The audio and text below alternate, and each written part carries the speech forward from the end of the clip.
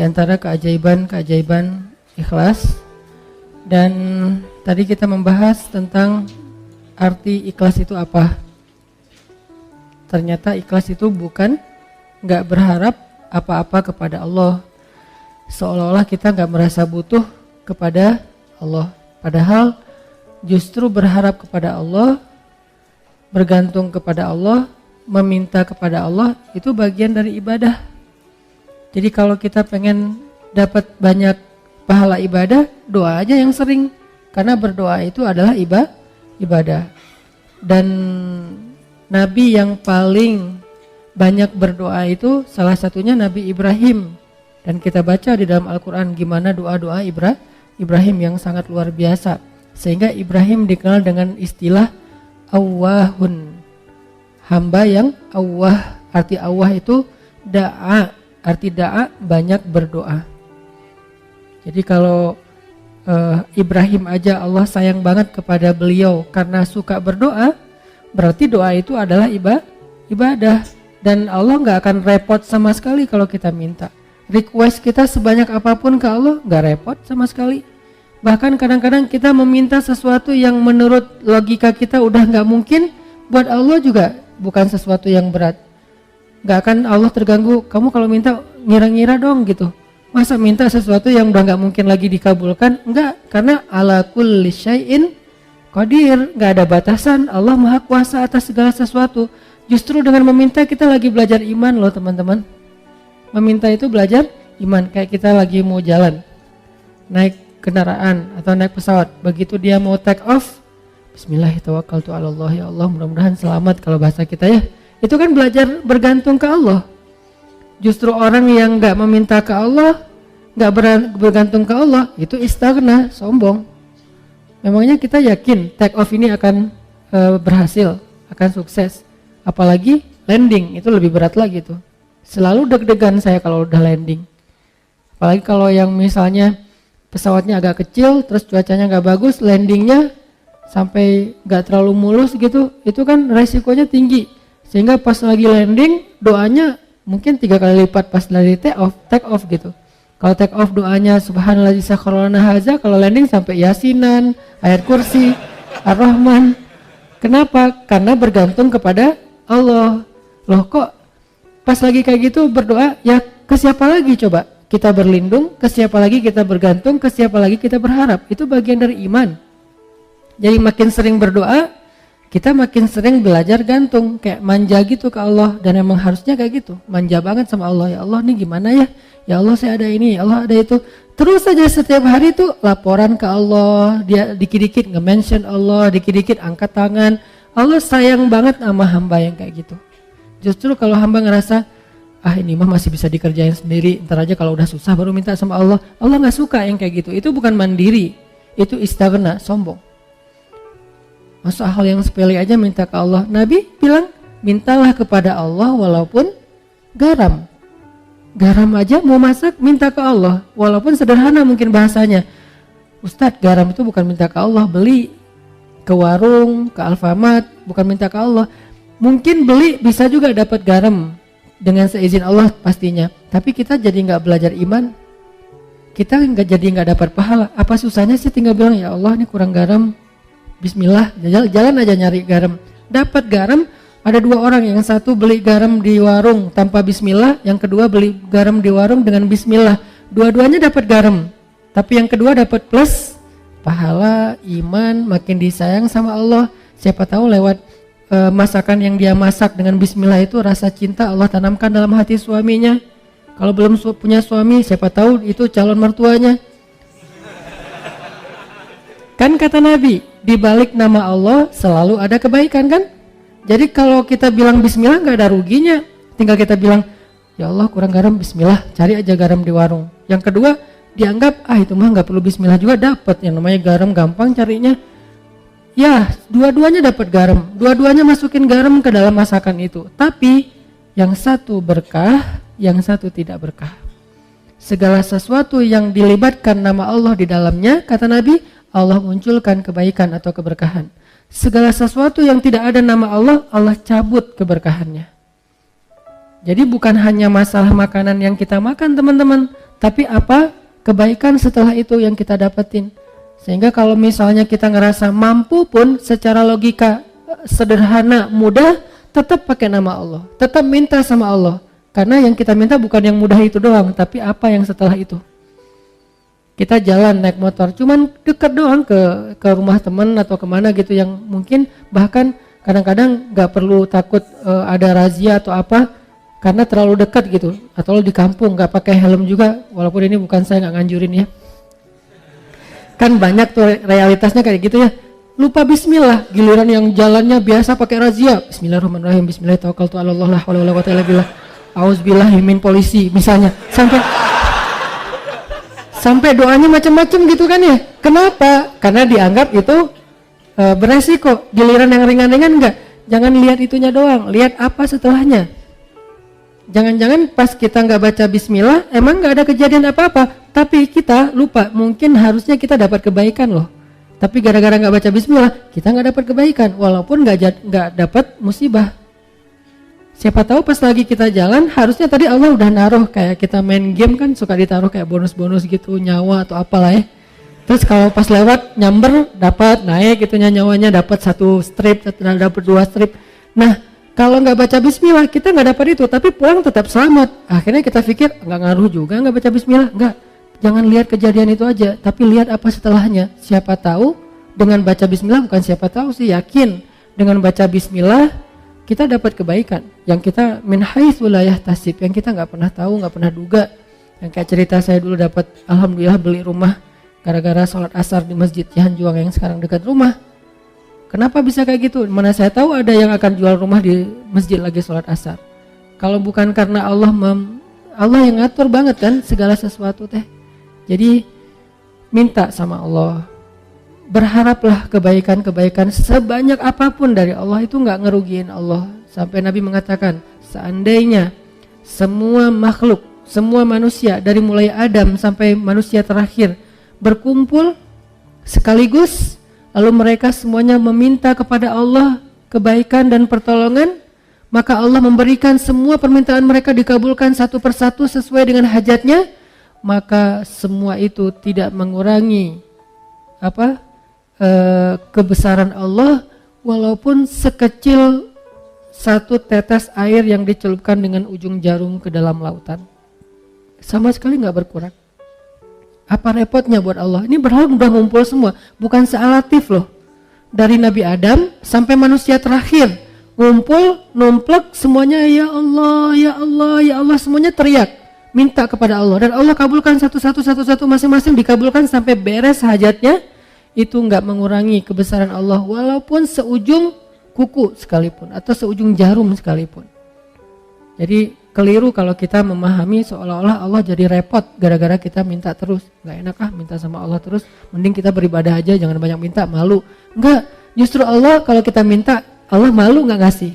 Kan kata Nabi, Allah itu malu kalau hambanya mengangkat kedua tangannya dan meminta yang baik untuk tidak mengabulkan Allah, itu malu, pasti dikabulkan sama Allah. Bahkan yang mustahil menurut kita. Mustahil menurut kita, iya. Minta aja sama Allah, enggak namanya minta sama Allah apa susahnya sih?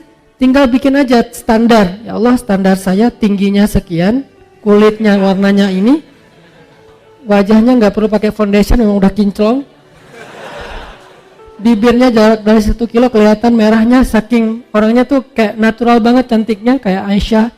Ya Allah, saya pengen gitu banget. Agak-agak mustahil mungkin menurut kita ya, tahu diri lah ya.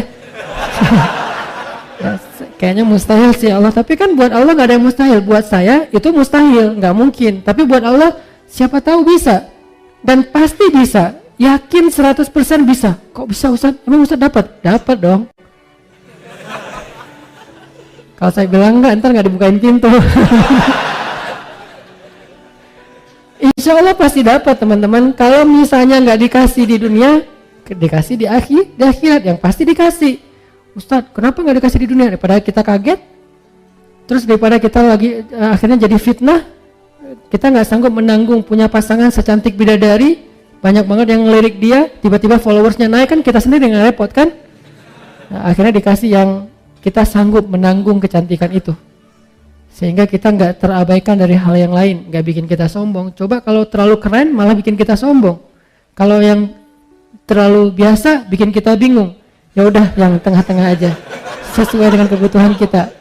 Nanti di akhirat baru dikasih sesuai dengan kita. Ya Allah, kok sekarang saya dapatnya keren gini ya Allah? Kan kamu dulu mintanya gini. Siapa dia? Pasangan halal kita di dunia yang Allah make upin lagi nanti di akhirat. Make up dunia aja bisa berubah orang yang kan banyak tuh di Instagram yang viral gitu kan. 2 foto kan ya. Ini yang asli, ini hasil make up. Atau 3 asli make up editan. Yang ketiga paling keren kan. Nah, kebayang nggak editan di dunia aja pakai apps itu bisa sekeren itu? Gimana editan akhirat? Allah yang edit. Jadi juru riasnya tuh langsung Allah yang ciptakan. Pas dibangkitkan dari kubur, bulu mata udah lentik. Kamu siapa? Kan aku. Kok udah berubah, bulu mata udah lentik, alis udah bertaut, nggak lurus gini kayak balok ya, bertaut gitu. Udah keren pokoknya. Minta aja lah, apa susahnya sih minta sama Allah? Tinggal ya Allah saya gini. Bukan hanya dalam masalah jodoh, dalam masalah rezeki. Minta aja yang banyak. Kenapa takut meminta yang baik-baik dari Allah? Ya Allah jadikan saya orang kaya, tapi orang kaya yang dermawan. Jangan kaya kayak Korun, tapi kaya kayak misalnya Nabi Ayub. Kayanya ya, bukan sakitnya. Diperjelas, takutnya nanti dikasih. Kamu pengen kayak Nabi Ayub, tuh sakit aja 17 tahun. Ya Allah bagian itu saya lupa bilang. Kalau doa juga kadang-kadang harus hati-hati gitu.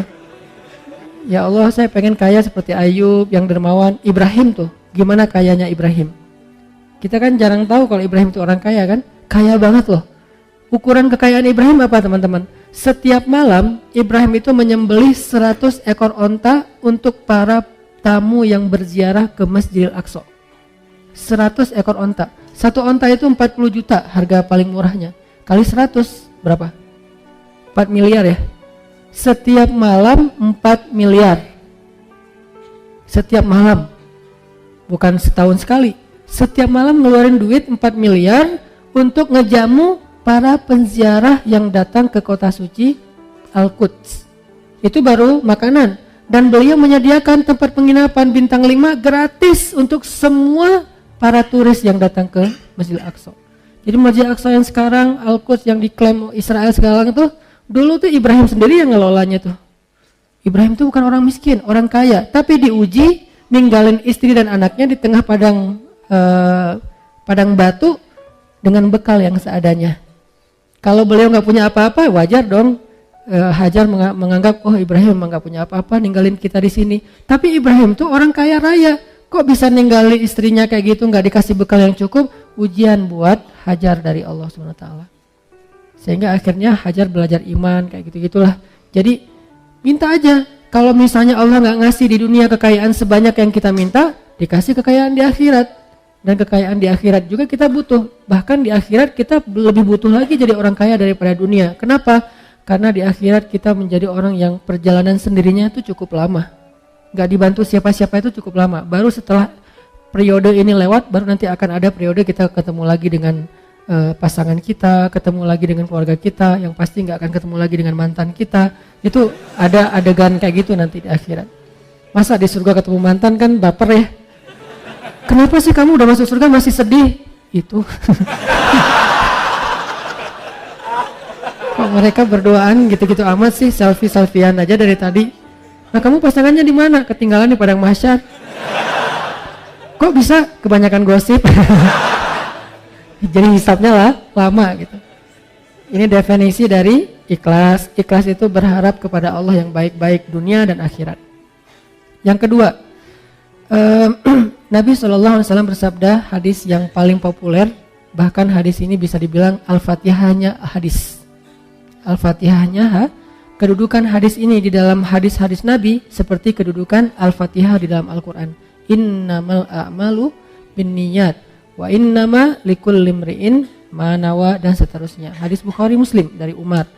Nah kata Nabi, innamal a'malu binniyat. Amal itu tergantung niat. Arti amal ucapan, penglihatan, pendengaran, perbuatan, tingkah laku, semua yang zahir kita nih, innamal a'malu binniyat. akan Allah nilai, akan Allah anggap kebaikan atau tidak, tergantung di sini teman-teman, bukan yang di zahir. Makanya ada hadis yang menjelaskan hadis ini kan, ada hadis dijelaskan oleh hadis, ayat dijelaskan oleh ayat gitu kan, ayat dijelaskan oleh hadis kan, sesama teks ini saling menjelaskan. Hadis Nabi bilang, innallaha la yanzuru ila aswarikum wala ila amwalikum wala ila a'malikum walakin yanzuru ila qulubikum. Allah ngelihatnya bukan ke penampilan kalian dulu. Allah nggak ngelihat perbuatan kalian dulu. Allah nggak ngelihat harta kalian dulu. Allah ngelihat hati kalian dulu. Yang ngelihat hati di sini artinya apa? Hatinya baik atau enggak? Bukan. Ikhlas apa enggak? Itu maksud dari Allah ngelihat hati dulu. Sehingga kalau misalnya kita mau dihargai oleh Allah, diberikan balasan kebaikan oleh Allah, ini dulu yang harus kita islah. Disebut dengan istilah tajdidun niat. Perbaharui niat. Kenapa perbaharui niat? Karena niat ikhlas itu dijaga teman-teman, nggak cuma di awal. Ada orang di awal ikhlas, tapi di tengah riya. Lawan dari ikhlas itu by the way riya. Ada di awal ikhlas, di tengah ikhlas, di akhir riya. Ada di awal ikhlas, di tengah ikhlas, di akhir ikhlas, setelah beberapa tahun riya. Begitu sekali dia riya, hangus habis semua kebaikan dari apa yang kita udah lakuin. Contoh, kan kita tuh bukan tipe orang yang insya Allah levelnya di awal udah riya ya. Insya Allah tuh bukan kita. Nggak mungkin kita mau tilawah, dengerin gua tilawah riya ya. Oh, enggak kan? Kita bukan tipe gitu. Insya Allah kita di satu level di atasnya. Orang yang insya Allah di awalnya ikhlas. Nggak mungkin juga kita misalnya mau ngelakuin satu kebaikan semuanya terus kita niatkan. Kalau orang yang niatnya dibaca usolli sunnata tahiyatul masjid rakaatain lillahi ta'ala. Kan gitu kan ya. Ini riya sengaja. Usolli sunnata misalnya duha rakaatain riyaan linnas. Allahu akbar. Kan nggak ada apa riaan linnas atau riaan linnas. Ya Allah, saya sengaja nih sholat 2 rakaat. Maaf ya Allah, kali ini agak-agak kurang ikhlas. Ria aja deh sekali-kali kan nggak apa-apa. Allahu akbar. Nggak ada. Kita tuh bukan level itu. Kita level orang yang insya Allah dari awal pasti ikhlas. Karena kita tahu bahayanya ria. Tapi kegoda di tengah. Saya dulu awal-awal pulang dari Kairo, karena dianggap ustadz suruh ngimamin. Oh ya, ikhlas kan?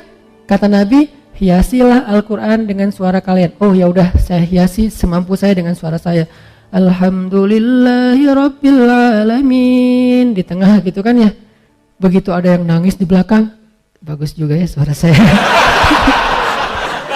Mulai di awal ikhlas, di tengah ria. Dan apakah saya berniat mau ria? Enggak. Ria itu bukan kita niatin. Yuwaswisu fi sudurin. Nah, setan yang membisikkan dalam hati kita, dan itu bukan disengaja. Sehingga kita tajdid. Begitu setan, bagus juga suara lu, astagfirullahaladzim, bagus. Enggak sih, ngomong dalam hati yang jujur, karena alimun bidatis sudur. Allah tuh tahu banget lah isi hati kan. Kalian gak usah bohong deh sama gua, sama Allah tuh gak bisa bohong. Wa asirru qaulakum awijharu bih innahu alimun bidatis sudur. Kalian merahasiakan, kalian tampakkan, tahu banget lah Allah apa yang kita rasain. Jadi rugi banget kita bohong sama Allah dalam hati tuh, kayak konyol banget tuh. Allah tahu isi hati kita sejelas kita berteriak. Misalnya kita teriak, bagus juga ya suara saya, kan jelas tuh. Tapi dalam hati, bagus juga ya suara saya. Jelas, buat Allah tuh nggak ada bedanya. Bukan apa-apa, nggak kayak gitu. Jelas banget, sejelas kita bersuara lantang, sejelas itulah suara di dalam hati kita. Di sisi Allah nggak ada yang beda. Jadi nggak usah bohong deh sama Allah.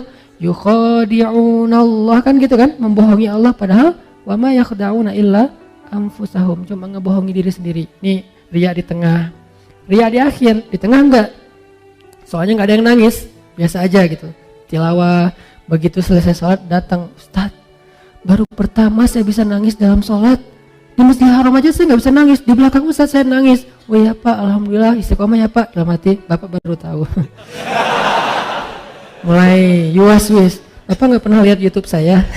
Mulai yuwas, itu kan terjadi kan. Saya pernah ngerasain itu teman-teman, makanya tajdid, perbaharui lagi. Kayak pas sholat di mall, itu yang paling agak greget gitu, gregetan. Sholat di mall kan di basement gitu, musola, sholat maghrib. karena saya pakai kaos, pakai celana biasa, gak disuruh jadi imam dong. Yang disuruh jadi imam bapak-bapak yang pakai bajunya rapi, imamin aja. Saya, oh ya udah kita lihat aja nanti. Nah, jadi imamin. Begitu si bapak baca Quran, tuh kan kata saya juga apa? Udah deh, udah nggak usah lama-lama, Al-Ikhlas aja. Gitu. Besok-besoknya kepancing nih. Jadi kayak nggak percaya gitu kan sama orang, lihat muka-mukanya kayaknya nih orang-orang polos nih. Pas lagi mau dorong-dorong, saya kayak kedorong gitu. Siapa sih yang dorong saya gitu? Pura-pura kedorong gitu. Ini bukan saya loh yang mau, ya nggak tahu siapa sih yang dorong saya gitu. Udah, Sof, benerin Sof. Dalam hati, Sof udah dengerin ya. Nih gini nih tilawahan yang benar nih. Allah, ria. Mau saya baca 1 juz, 10 juz, 30 juz, satu huruf pun nggak ada nilainya di mata Allah. Innamal a'malu binniyat. Dan nggak bisa saya bohong sama Allah. Bohong ke manusia mungkin bisa. Saya kayak bacanya kayak khusyuk banget. Orang-orang sampai kagum gitu, respect. Masya Allah ya suaranya, bacaannya luar biasa. Pasti dari hati nih, karena kerasa di hati. Kata dia. Tapi kan Allah tahu.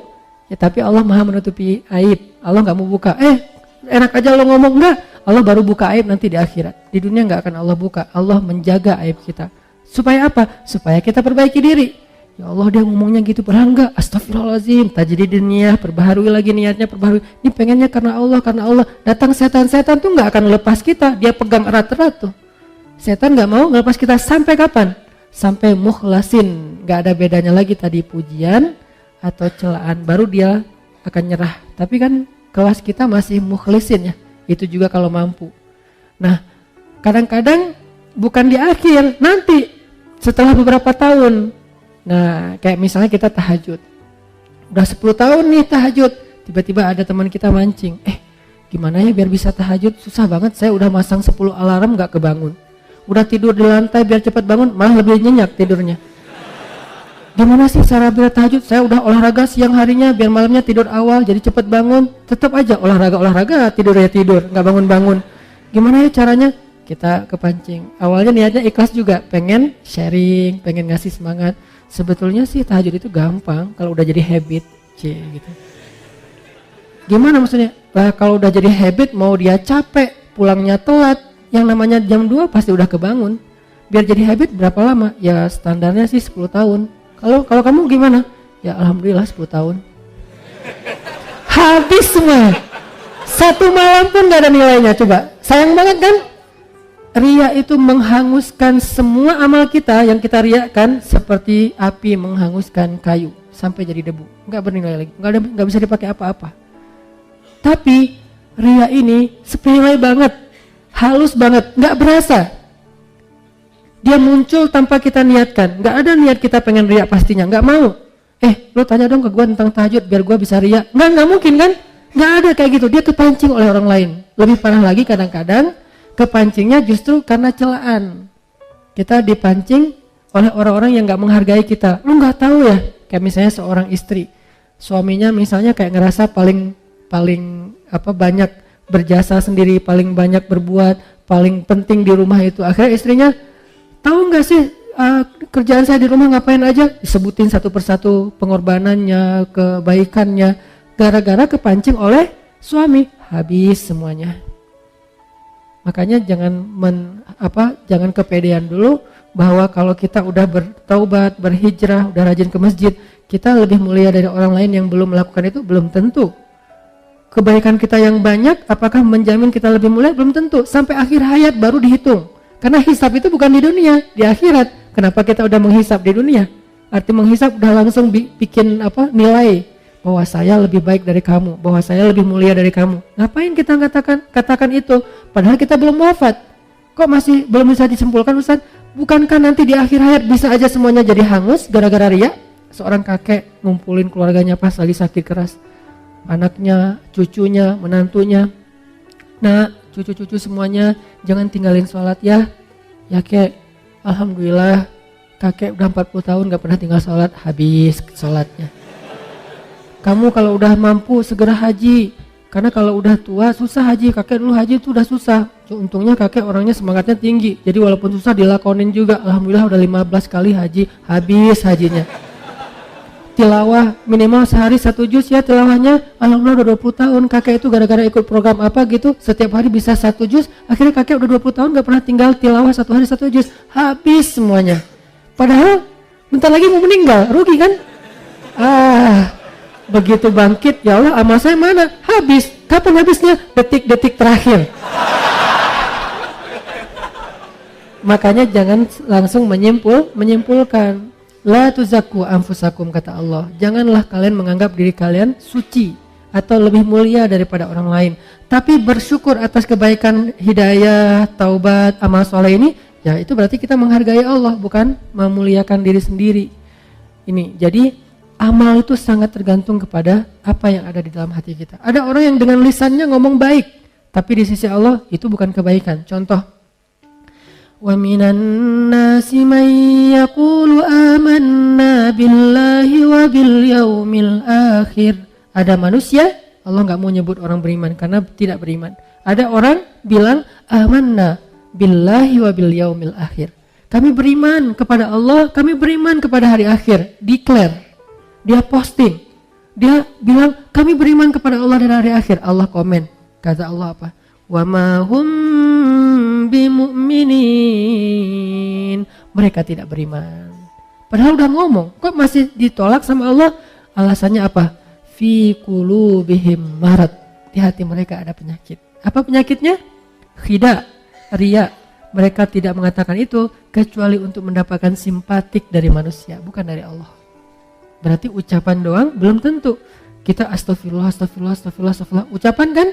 Kalau nggak benar dari hati bahwa kita benar-benar menyesali dosa, maka Allah menilai sesuai dengan hati kita. Siapa tahu kita istighfar hanya pengen disebut sebagai ahli istighfar. Astagfirullah, astagfirullah, astagfirullah. Begitu ada orang dekat dengan kita, astagfirullahaladzim, astagfirullah, astagfirullah. Makin kencang istighfarnya. Perasaan tadi pelan-pelan biasa-biasa aja. Kenapa jadi lebay gitu? Karena ada orang kanan kiri. Gitu juga dengan sholat. Begitu sholat sendiri cepat-cepatan. Begitu sholat berjamaah baru juga takbir. Allah. Dari mana juga bacaan sholat adanya gitu kan ya, saking menghayati. Kenapa? Karena dia dilihat orang lain. Allah tahu banget lah yang gitu-gitu, nggak usah acting deh di depan Allah. Begitu kita acting, Allah bilang fi qulubihim marad. Yang masalah itu bukan zahir kamu. Berdiri takbir kamu itu udah sifat sholat Nabi.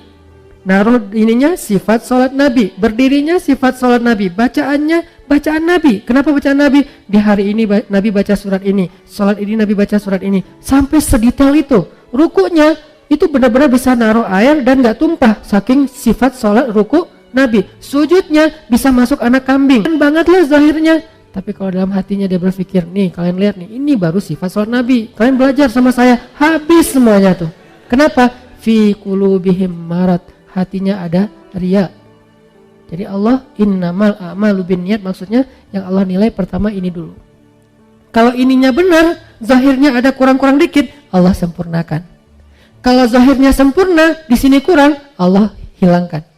Allah anggap nggak ada apa-apa, nggak ada kebaikan apapun, nggak ada nilai. Jadi tergantung di sini ternyata. Kan ada kisah orang yang pengen sedekah, diam-diam kan, 3 kali salah. Dia bilang, ya Allah, nanti kalau udah malamnya larut, orang semuanya pada tidur, saya baru mau sedekah. Ini berarti dia sedekahnya kan diam-diam ya, nggak ada yang lihat ya, ikhlas gitu. Karena ada dulu cicitnya Nabi, Ali bin Husain Zainal Abidin. Beliau itu kalau mau ngasih sedekah ke orang miskin, tunggu sampai semua orang dalam kampung itu tidur. Begitu orang udah pada tidur, baru keluarlah Ali bin Husain, bawa roti, naruh di depan rumah orang-orang miskin. Terus pulang aja. Dan gak mungkin juga orang miskin pakai CCTV kan. Jadi dia tahu gak ada yang lihat, ditaruh. Pulang, pagi-pagi orang miskin buka pintu, ada kantong di dalamnya roti. Setiap malam kayak gitu.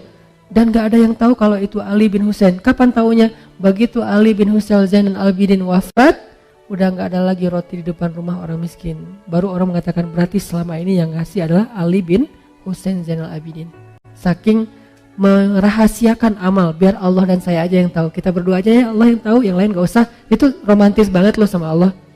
Jadi kalau ada yang ngomong, tuh gak pernah sedekah, ya Allah dia gak tahu. Biar kita aja sama Allah yang tahu. Itu keren loh. Jadi ada amal yang biar jadi rahasia. Kan kalau ada rahasia tuh jadi terkesan akrab ya. kayak romantis gitu kan, kayak kita misalnya dengan orang-orang khusus, sahabat kita, geng kita, kan kita punya rahasia yang orang lain nggak tahu kan. Jadi kalau ada orang yang ngomongin macam-macam, kita ngelirik dia aja sambil senyum-senyum, dia nggak tahu kan. Nah ini dengan Allah juga harusnya ada kayak gitu, walaupun nggak mungkin semua amal pastinya.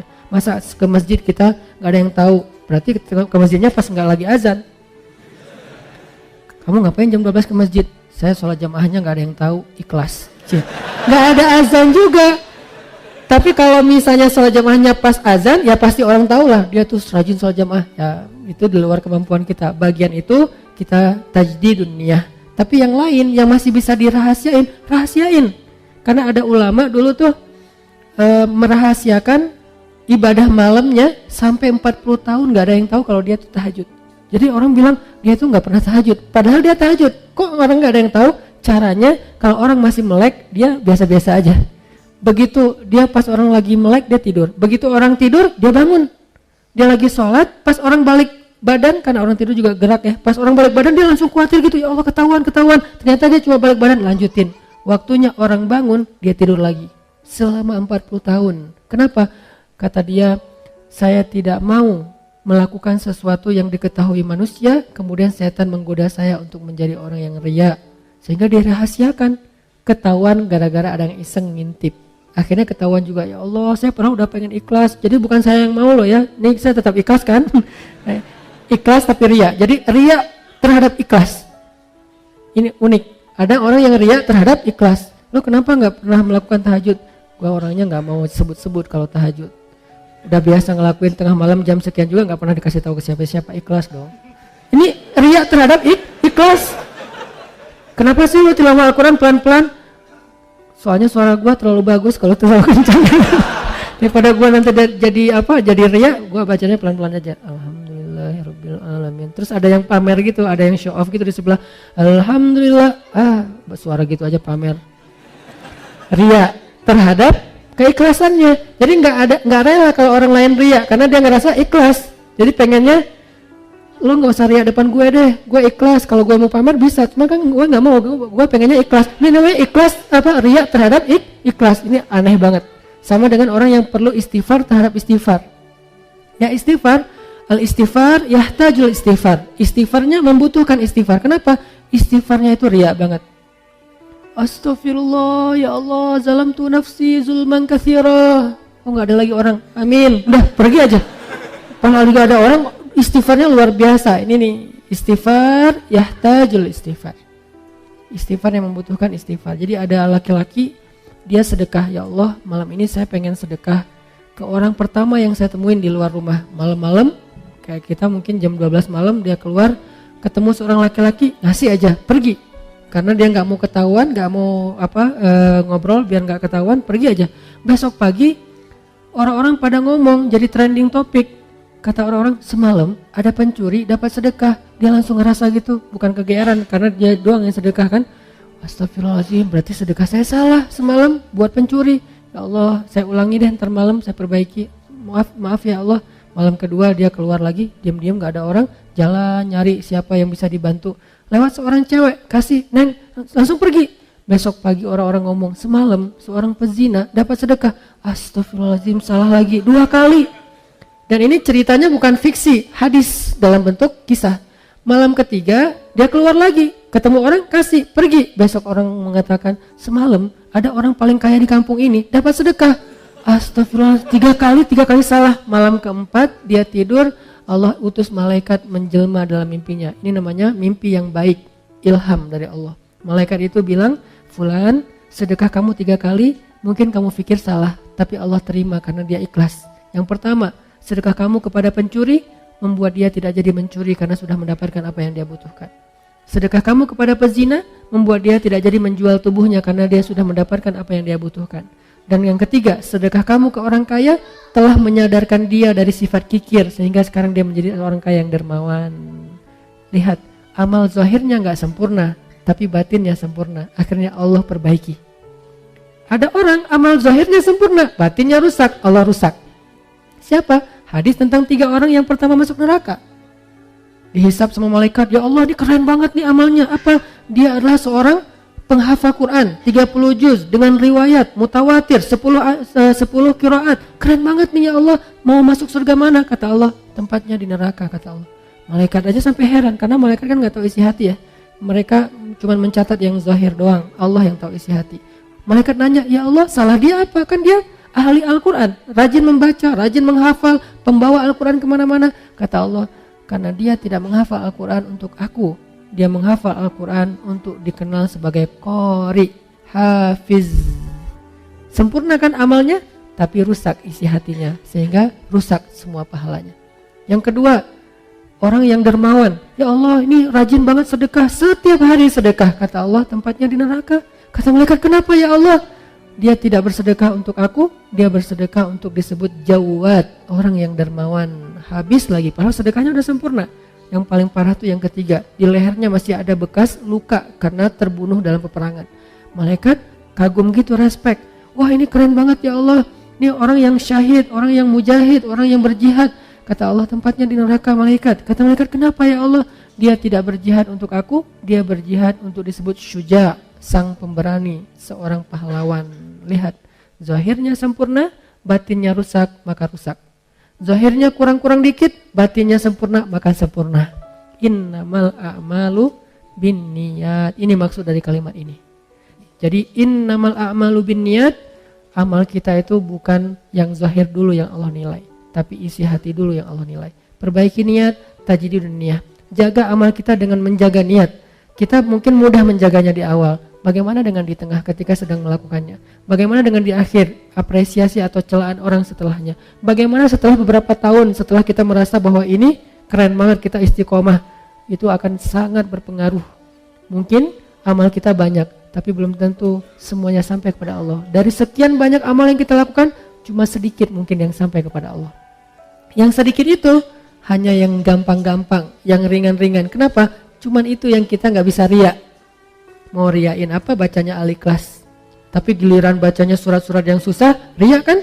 Nah justru kadang-kadang yang sampai itu yang ringan-ringan, yang sepele-sepele, yang kita nggak bisa riak ke siapa-siapa. Orang juga lebih baik dari kita. Mungkin cuman itu yang sampai ke hadapan Allah. Sedangkan yang susah kita lakuin malah nggak sampai. Kenapa?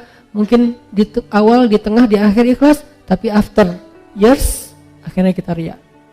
Mudah-mudahan Allah menjaga amal kita dengan menjaga hati kita. Ya muqallibal qulub, tsabbit qulubana. Ya Allah yang membolak-balikan hati, tetapkanlah hati kami dalam keikhlasan. Rabbana la tuzigh qulubana ba'da idh hadaitana. Ya Allah, jangan gelincirkan hati kami condong kepada keburukan setelah Engkau beri petunjuk. Ya musarrifal qulub, sarrif qulubana ila ta'atik. Wahai yang mengalihkan hati, alihkanlah hati kami kepada ketaatan kepadamu. Allahumma habbib ilainal iman wa zayyinhu fi qulubina wa karrih ilainal kufra wal fusuqa wal isyan waj'alna minar rasyidin. Ya Allah, jadikan kami cinta kepada iman dan amal soleh, dan jadikan rasa cinta itu indah di dalam hati kami, dan jadikan kami benci kepada kekufuran, kedurhakaan dan dosa, dan jadikanlah kami termasuk orang yang mendapatkan petunjuk. Allahumma ighfir lana wa liwalidayna. Ya Allah, ampunkan dosa-dosa kami, ampunkan dosa kedua orang tua kami. Jika ada kebaikan-kebaikan yang kami lakukan, maka alirkanlah juga pahala itu kepada kedua orang tua kami. Karena tidaklah kami mendapatkan satu kebaikan kecuali itu kami tahu dari orang tua kami, diajarkan oleh orang tua kami, dibesarkan oleh orang tua kami. Maka pahalailah kedua orang tua kami atas setiap kebaikan yang kami lakukan. Rabbana atina fid dunya hasanah wa fil akhirati hasanah wa qina azabannar. Subhanakallahumma wa bihamdika asyhadu an la ilaha illa anta astaghfiruka wa atubu ilaik. Assalamualaikum warahmatullahi wabarakatuh.